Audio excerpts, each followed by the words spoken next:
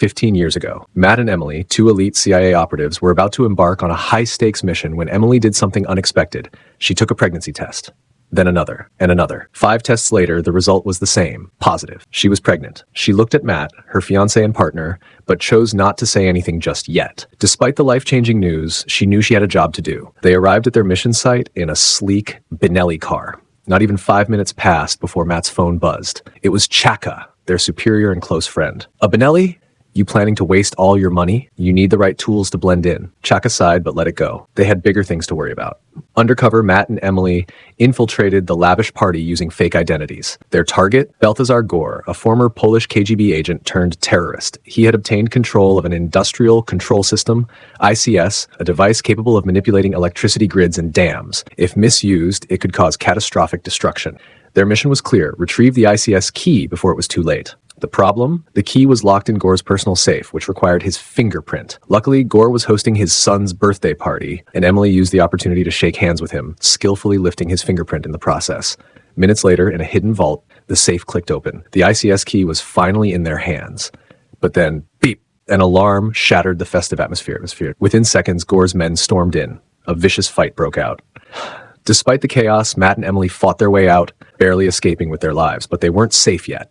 Their escape plan hinged on an MI6 agent named Baron, who had arranged a plane for them. The catch? Baron was Emily's ex. Tension was thick when they met at the airstrip. Baron's lingering feelings for Emily were obvious, which didn't sit well with Matt, but they had no choice but to trust him.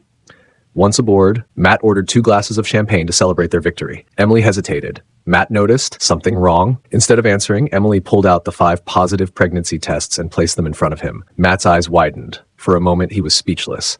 Then slowly his expression softened. "We can do this," he said. "We can start a family together." Emily exhaled, feeling a mix of relief and uncertainty. "Our job is dangerous, Matt. Is this really okay?" Matt reached for her hand. "This is what I've been waiting for. A life beyond the missions. A future with you."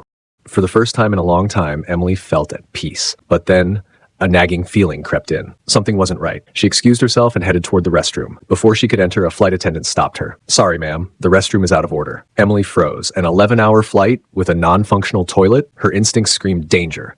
Something was terribly, terribly wrong. Before Emily could react, the officer pointed a gun at her and took her hostage. Matt stood frozen for a moment, confused about what to do. The officer then ordered Emily to take the ICS, but before she could comply, she snapped out of her shock and acted. In the chaos that followed, Matt got into a brutal fight. A fierce confrontation erupted, and that's when Matt realized something chilling. The people attacking them were all working for Gore. Someone had set them up. Suddenly, the other passengers turned on Matt and Emily. A fight broke out in the cramped space of the plane, bullets flying. In the struggle, the pilot was shot. The plane lost control, shaking violently as it plummeted towards the ground. Panic filled the cabin. With no way to regain control, Matt knew they had only one chance.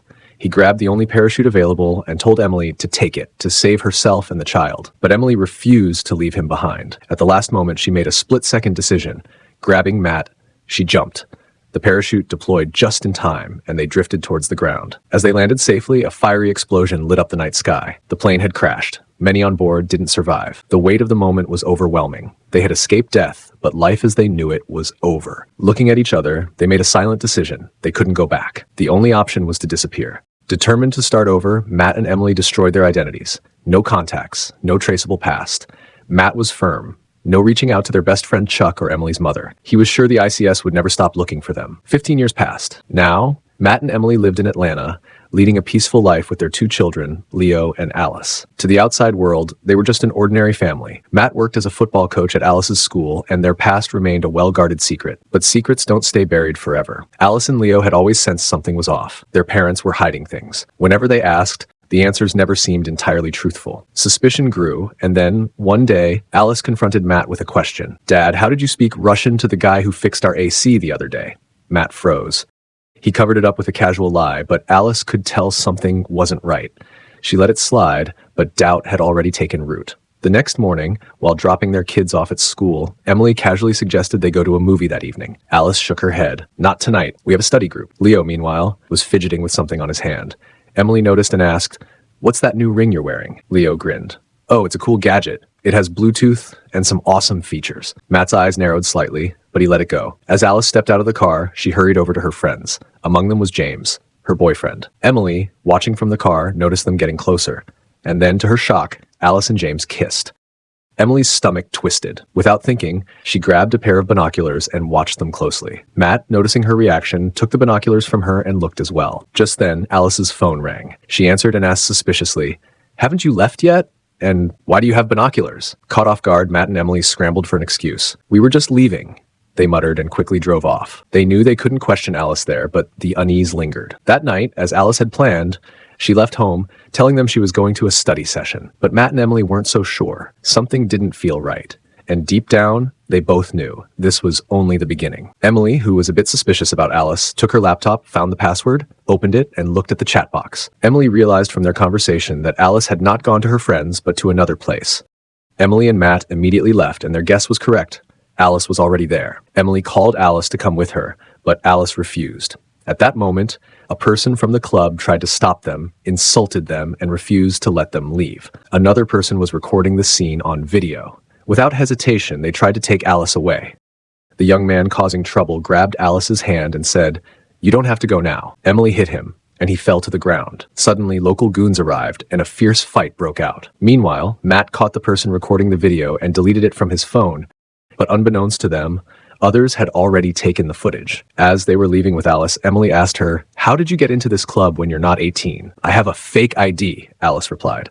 But Alice still didn't understand. How had her parents managed to fight off so many goons so easily? They were supposed to be ordinary people. Confused, Alice asked her parents about it. They told her they had learned martial arts. Matt's response, however, sounded like a lie. Alice knew they weren't telling the whole truth and walked away. The next morning, a guest arrived at their house.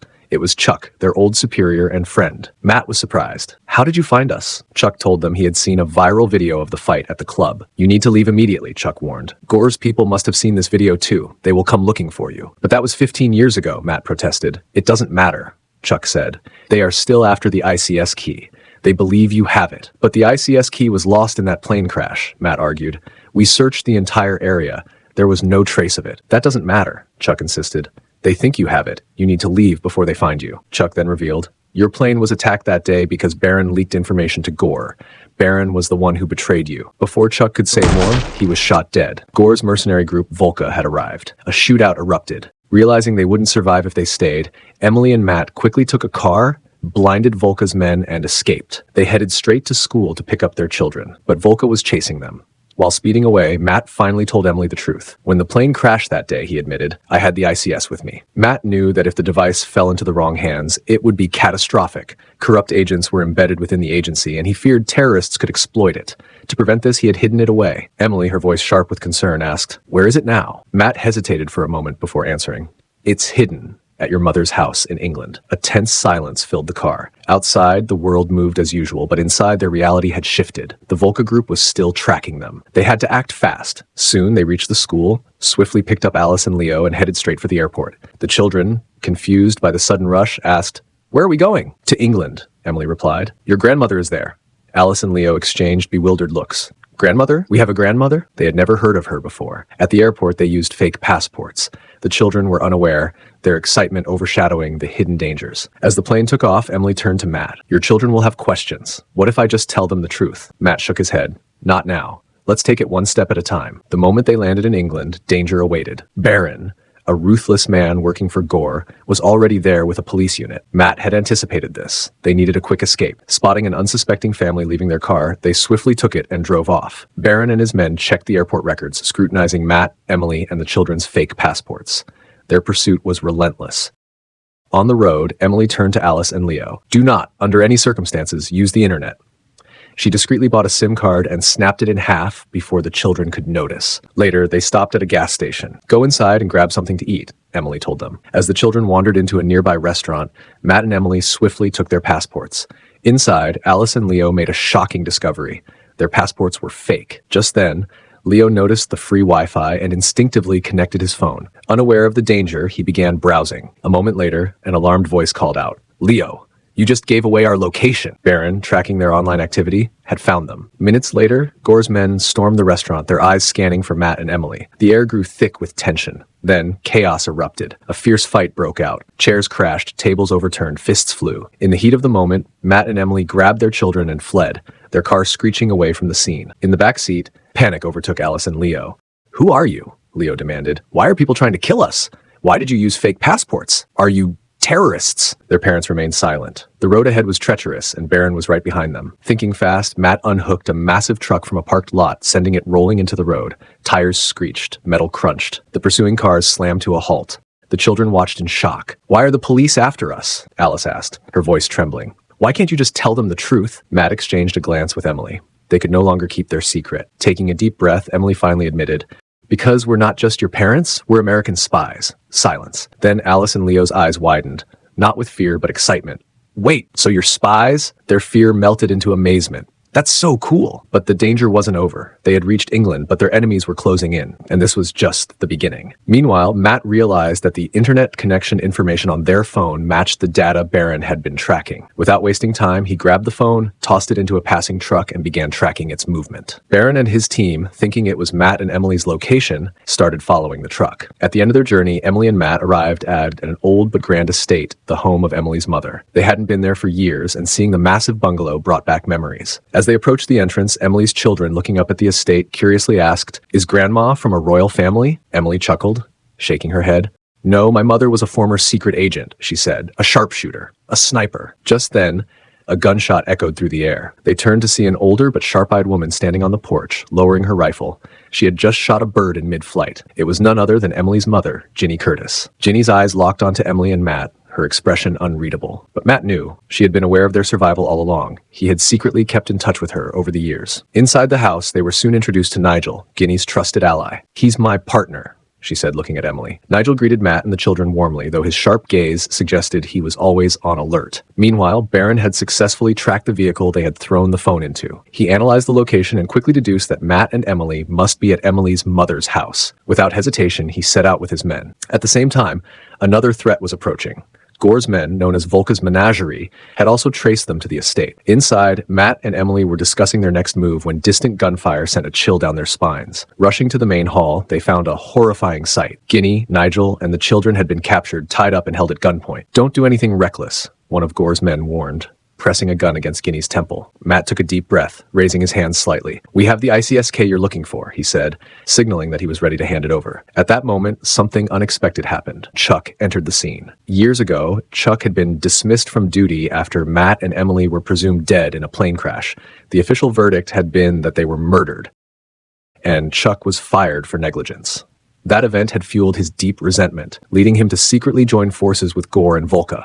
Until now, Baron had believed that Chuck was trustworthy, but the truth became clear.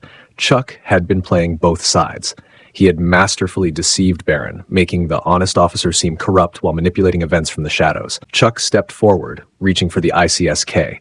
He inspected it closely, confirming its authenticity. A smirk played on his lips. He had gotten what he wanted without shedding any blood. But he wasn't done yet. "Take them," Chuck ordered. Without hesitation, Gore's men grabbed Emily's children, Aries and Leo, dragging them away. Emily and Matt exchanged a desperate glance. Their children had to be saved at any cost. Determined, they combed through the estate's surveillance footage. Suddenly, something caught their attention. Leo, in the midst of the chaos, had subtly lifted his hand, showing off the smart ring he wore. Matt's eyes lit up. "That ring. We can use it to track them." Without wasting another second, they locked onto the signal and set out on a mission to rescue their children. Their pursuit led them to a heavily guarded building. High walls, security cameras, and armed guards surrounded the perimeter. But Matt and Emily were ready. This wasn't over yet. Matt and Emily skillfully bypassed all security measures and made their way inside the building. At that moment, Chuck was in a high-profile meeting with some wealthy investors, trying to sell the ICS key for an enormous sum. To demonstrate its power, he took a bold step, turning off the electricity for the entire city and manipulating the dam. His audience was left in awe. With the city plunged into darkness, the auction for the ICS key officially began, starting at a staggering $150 billion. Meanwhile, Matt and Emily infiltrated the building from another side. They encountered resistance, but swiftly dealt with the guards standing in their way. After taking them down, they pushed forward. Just then, Baron arrived with a squad of police officers. His entry carried an air of authority, making it seem he was there to arrest them. Baron, however, had been misled. He assumed Matt and Emily were the ones trying to sell the ICS key. But as the truth unraveled, he realized the real villain was Chuck. Without wasting time, they all set out to capture Chuck together. But Chuck always one step ahead, had already planned his escape. His escape plan? A boat waiting at the dock. What followed was an electrifying chase filled with explosions, high-speed pursuits, and intense combat. Matt and Emily fought their way through, determined to stop Chuck before he got away. After a long, grueling battle, they finally caught up to him. Chuck had already boarded the boat, taking his children with him as hostages. Thinking fast, Matt and Emily grabbed life jackets and threw them toward the kids, urging them to jump into the water. The children hesitated for a moment, but finally leaped into safety. Matt and Emily followed suit, diving into the water just as the boat crashed into a barrier. Within seconds, a massive explosion erupted, engulfing the vessel in flames. Chuck perished in the blast. Rescue teams arrived quickly, pulling Matt, Emily, and the children out of the water. As they caught their breath, the children looked at their parents with deep gratitude. One of them finally spoke, "We don't need any of this anymore. Our old life was more than enough." Days passed, and life slowly returned to normal. At Alice's school, a football match was in progress. The tension was high as Alice stepped forward to take a crucial penalty kick. She took a deep breath, focused, and struck the ball perfectly. It soared past the goalkeeper and straight into the net. The crowd erupted in cheers. Her team had won, and everyone celebrated with pure joy. However, peace never lasts for long. One day, Barron visited Matt and Emily with unsettling news. Despite extensive searches, Chuck's body had not been found. There was a real possibility that he was still alive. That wasn't all. The ICS key was still missing, and Barron needed a new recruit for the mission. But his next request stunned them both. "We need Emily's father to help us," he said. Matt turned to Emily, utterly shocked. He had no idea she even had a father. Emily remained silent, her expression unreadable. The screen fades to black, leaving the audience on edge. The second chapter begins.